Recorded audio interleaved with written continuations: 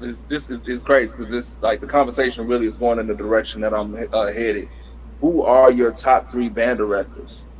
Ooh. And take that question however you want. Yeah. So top 3 band directors. Let's start by 3. Number 3 might be controversial.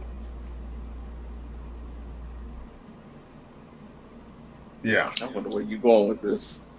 No, I thought you knew where I was going with it. I feel like I may know where you're going with it. Are we Voldemorting his name these days? Look, listen, man. You know what I'm talking about, right? Go ahead. No, you say. I want to hear you say it. Well, no, I'm asking you your top 3. I'm the one that's... No. I'm saying, are we Voldemorting his name or not? I'd rather hear you say his name first before I say it. No. Listen, man. Look, I think that if these types of conversations... We're talking purely... We're talking purely band director. Okay. Yeah. Purely band director. We're talking purely band director. People at their accomplishments or failures. Kales is still a goat. Kales is still a goat. So y'all know who I'm talking about. Y'all know exactly what I'm talking about. But at the same time, when we're talking about like the straight, pure, year after year powerhouse that Dunbar was. Mm-hmm. From the time that Tony was up there helping out. And that's when they really took off, all the way until well afterward. That program was well run, and every last one of those members was more passionate and had more of a killer instinct than any other high school students I had ever met at the time. That's right. That says something. That says something. Number 2.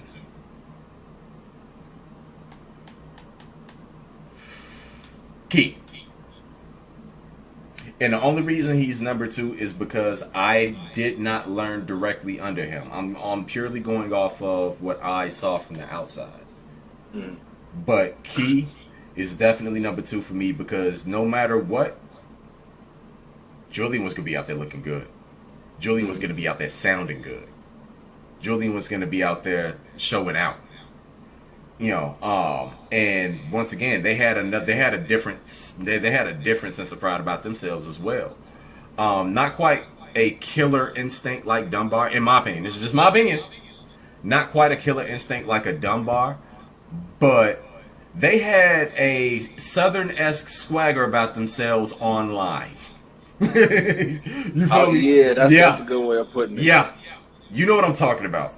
Probably one of the most prideful. Yeah. Can't do wrong. But at the same time, for kids to have that sense of confidence in themselves and to be that sure of themselves, it says something. That says something. That says something. It says something about yourself as a leader, as a teacher, as a Chicago public school teacher. Yeah. In Chicago on the South Side. That's. I can't imagine something like that existing right now. Not saying that it doesn't. I really don't know. I wish I was more tapped in, and hopefully this platform is going to kind of bridge the gap generation wise. But yeah, man. Yeah, absolutely. And even before you give your number 1, going back to Mr. Mitchell, he's somebody that has my utmost respect because coming from the small school that I came from, Tilden, that was the first school that I reached out to, and he was the one that said, come on over. Yes. That was the first band room outside of my home that I ever stepped in. I love that. As long as you had a passion for it, Mitchell was there for you. Yeah, he wasn't like, you came from where? Who your band director? What school? You can't come. Yeah. And I feel like, there were certain band directors in Chicago who had that, and they put that in their students as well. Like, you can only come in this room if you go to this school and you're a part of this program. Yep. Matter of fact, I can even remember a certain school. I can't remember, but I can't remember the name. But it was someone who went to one school but played with another school, mm-hmm. and they were not allowed to come in their own school's band room. Who the fuck was that? I want to say that was Julian after Mr. Key left. I want to say. So that was Cooper that was doing that? My bad, Mr. Cooper. I'm only asking. I don't know shit. Allegedly. My memory might be bad. Shout out, Mr. Cooper. I completely forgot. And then Mr. Key, man. Again, when I went down to FAMU, just going out there just for PreDrill band camp out there, like I was getting my ass whooped out there. The not literally, just talking about the weather and just the physical conditioning that you have to have going through that. And I didn't even have contact with my own band director at that time, but because Terrell had the CMB forum up, Mr. Key was on there, and I reached out to him. He was the one that gave me words of encouragement, like, look, man, do the best that you can. You know what I mean?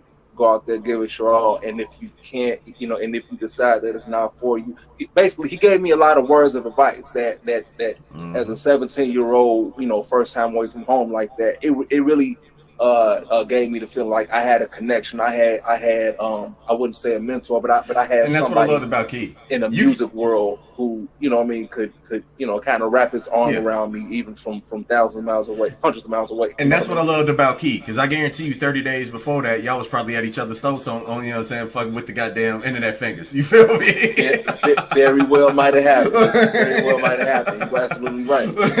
So Mr. Key, I always give my respect for that, man. Always. He's a legend.